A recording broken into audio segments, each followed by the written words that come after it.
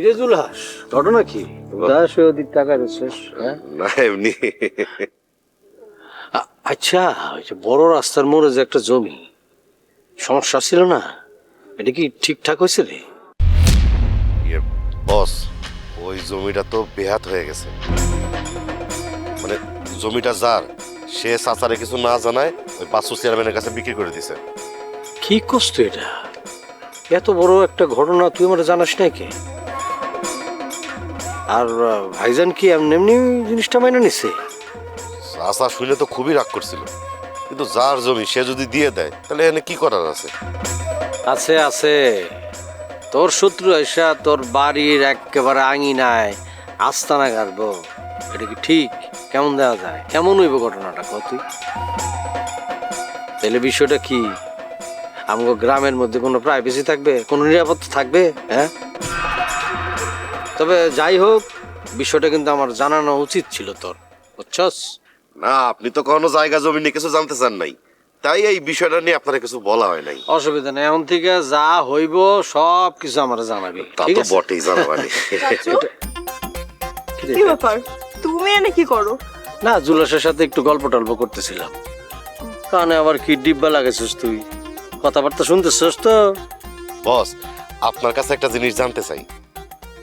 মানে আমাদের গ্রামে তো আপনি নিজে উদ্যোগ নিয়ে আগে গান বাজনা, যাত্রা, নাটক, এই যে কালচারাল প্রোগ্রাম, এগুলো আপনি সব উদ্যোগ নিতেন। এখন তো দেখি কিছুই করেন না। এই যে আগে মনে করো যে কত ভালো ছিল, গ্রামের মধ্যে যাত্রা হইতো, খেলাধুলা হইতো, নাটক হইতো, মানুষ মিলেমিশে দেখতো, কত ভালো, সবার সাথে সবার দেখা হইতো, আনন্দে ফুর্তি থাকতো। আর এখন আমি নিজে চাঁদা তুইলা এইসব যাত্রা পার্টি আনতাম, তারপর গান বাজনা করার জন্য শিল্পী আনতাম, রাত ভোর গান হইতো, মানুষ ফুর্তিতে মাইতে থাকতো। এখন তো নিজের নিয়ে সবাই ব্যস্ত থাকে, নিজের ভিতরে একটা দুনিয়া বার করে আছে, স্বার্থপর, অন্যের কিছু পাবে না, সব নিজের নিয়ে। আকিজ নিয়ে এলো বিশ্বমানের বেবি ডায়াপার মাম্মাম, কটনে সফট ম্যাটেরিয়াল, বাবুকে দেবে র্যাশ ফ্রি সুপার কমফর্ট।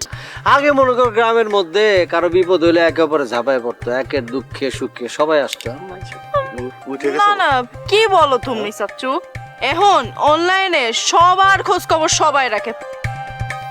ফেসবুকের দুনিয়ায় পুরো বিশ্ব এখন একসাথে হয়ে গেছে।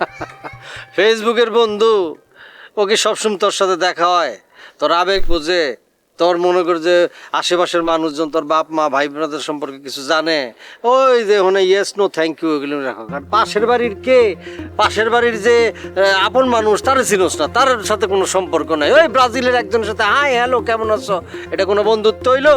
হ্যাঁ, ওই গ্রামের অবস্থা এখন কেমন রে? বাচ্চু চেয়ারম্যানের কোনো নিউজ আছে নাকি? বস, পরিস্থিতি তো দিনকে দিন খারাপের দিকেই যাচ্ছে। সবাই কেমন জানি নীরব, কিন্তু ভিতরে ভিতরে সবারই আগুন জ্বলতেছে।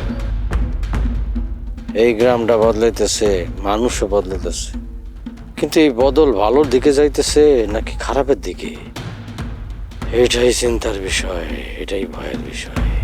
আমি যে রূপনগর নাচাবো গ্রাম শহর।